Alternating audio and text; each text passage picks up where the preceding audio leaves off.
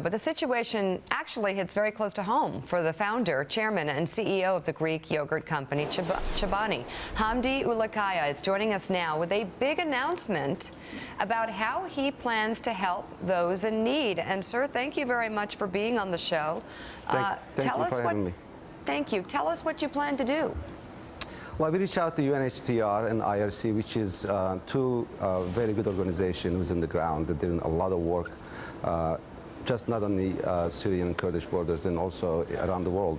And we are going to reach out to people who's affected with this trouble, that whatever they need is the medical supplies, preparing for the winters, and also women and kids who's deeply in need and get them in psychological needs, for the long term.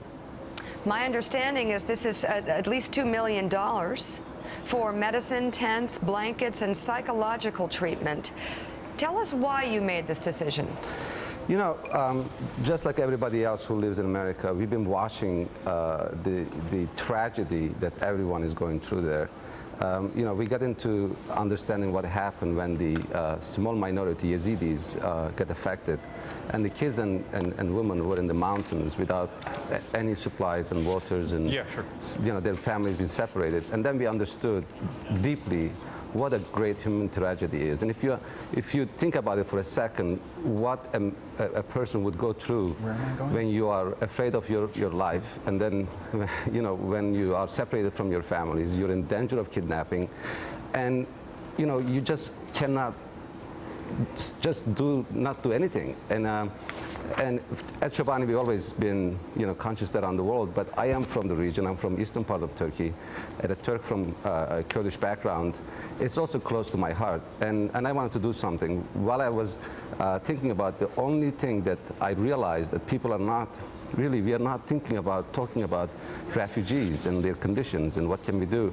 And I'm looking at from the humanitarian perspective and saying, let's reach out to these people, show them our hearts, and show them that we will be with them and thinking of them. Jeremy Peters. Good morning.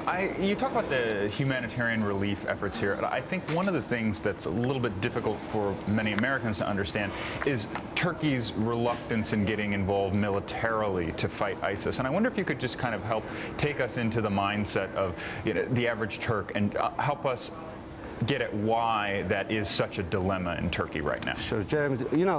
Turkey is at the border of this whole what's happening down there. In the last year or so, and especially in the last few months, hundreds of thousands of refugees crossed the border to Turkey. And Turkey has been very generous with its borders and protecting refugees and helping them as much as they can.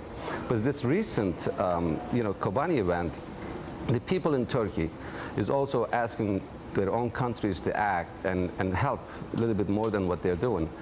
And frustrations are on the street. That's also concerning, where millions of Kurds live in Turkey and conscious people live in Turkey, is just waiting and seeing that nothing has been done. It frustrates them. And I think the conversation, what they're having with the coalition and Turkey and leadership, they need to really act faster. I don't, as much as I think that Turkey has done great with the refugees, I don't think they've done their part when it comes to Kobani. Hamdi Ulukaya, thank you so much for coming on the show this morning. Thank you so much. Thank you for what you're doing.